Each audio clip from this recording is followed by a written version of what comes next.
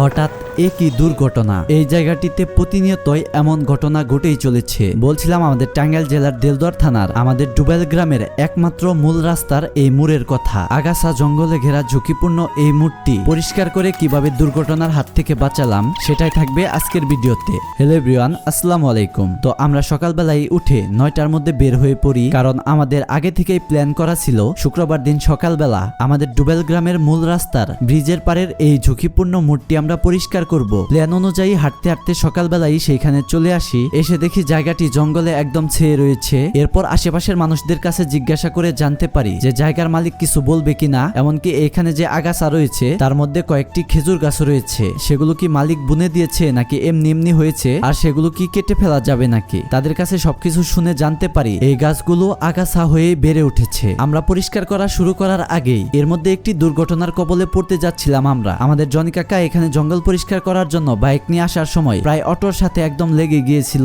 এখানে দাঁড়িয়ে অটোওয়ালারাও বলতেছিল যে এই জায়গাটি পরিষ্কার করা খুবই দরকার, কারণ মোড়টি দিন দিন আরো ঝুঁকিপূর্ণ ভয়ঙ্কর হয়ে উঠছে। এরপর আমি এক সাইড থেকে জঙ্গল পরিষ্কার করা শুরু করে দেই, যেহেতু এটি আমাদের ডুবেল গ্রামের রাস্তা আর এটি আমাদের গ্রাম থেকে বাজারে যাওয়ার একমাত্র রাস্তা। যে রাস্তাটি ছাড়া আমরা গ্রামবাসী একদম অচল হয়ে যাব। এটি খুবই ব্যস্ত রাস্তা, এখান দিয়ে প্রতিনিয়তই অটো, রিক্সা, বাইক এবং বিভিন্ন ধরনের গাড়ি চলে। এই রাস্তাটি যেমন আমাদের গ্রামের সম্পদ, তাই রাস্তার প্রতিটি মোড় পরিষ্কার পরিচ্ছন্ন একদম ঝুঁকিমুক্ত রাখাও আমাদের দায়িত্ব। সেই দায়িত্ববোধ থেকে আমরা এই কাজটি করার উদ্যোগ নেই। যেহেতু আমরা এর আগেও রাস্তার পাশে জঙ্গলগুলো পরিষ্কার পরিচ্ছন্ন করার দায়িত্ব নিয়েছিলাম, তাই ভাবলাম আমাদের গ্রামের যে জায়গাগুলো এইরকম জঙ্গল এবং আগাছায় ভরে আছে সেই প্রতিটি জায়গায় আমরা পরিষ্কার পরিচ্ছন্ন রাখবো। আপনারাও আমাদের মতো টিম করে আপনাদের গ্রামের এই রাস্তাগুলো যে জায়গায় মুড়ে মুড়ে জঙ্গল এবং আগাছায় ভরে আছে এবং বিপজ্জনক একটি পরিবেশ তৈরি হয়েছে সেই জায়গাগুলো পরিষ্কার করতে পারেন। আমাদের অন্যান্য প্রজেক্টের তুলনায় এই জায়গাটি খুবই ছোট, তাই এখানে কাজ করতে আমাদের তেমন কোনো কষ্টও হয় না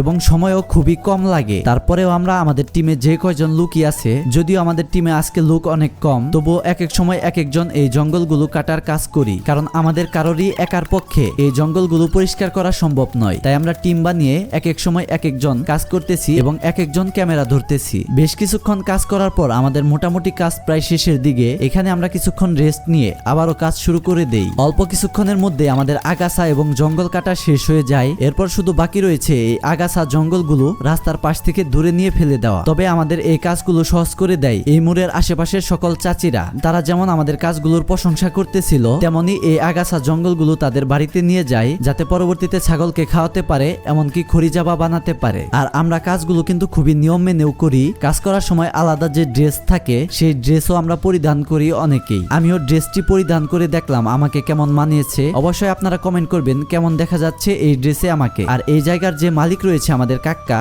উনিও চলে এসেছে। উনিও এই জায়গাটি দেখে খুবই মুগ্ধ হয়ে যায় এবং আমাদের অনেক প্রশংসা করে। তো এখন আপনাদের দেখায় এই জায়গাটি প্রথমে কেমন ছিল এবং আমরা এত পরিশ্রম করে পরিষ্কার করে দেওয়ার পর এই মোড়টি কেমন হয়ে গেছে। দেখতেই পাচ্ছেন আগাছা এবং জঙ্গল পরিষ্কার করার পর রাস্তাটি একদম তার মূল পরিবেশ গঠন করেছে এবং মোড়ের এই পাশ থেকে অপর পাশে খুবই সহজভাবেই দেখা যাচ্ছে। তাই কোনো গাড়ি বা অটোর অনাকাঙ্ক্ষিত কোনো দুর্ঘটনা ঘটার বা অ্যাক্সিডেন্ট হওয়ার সম্ভাবনা নেই। তো এই ছিল আমাদের আজকের ভিডিওটি যদি ভালো লেগে থাকে অবশ্যই লাইক, কমেন্ট এবং বেশি বেশি শেয়ার করবেন। ধন্যবাদ।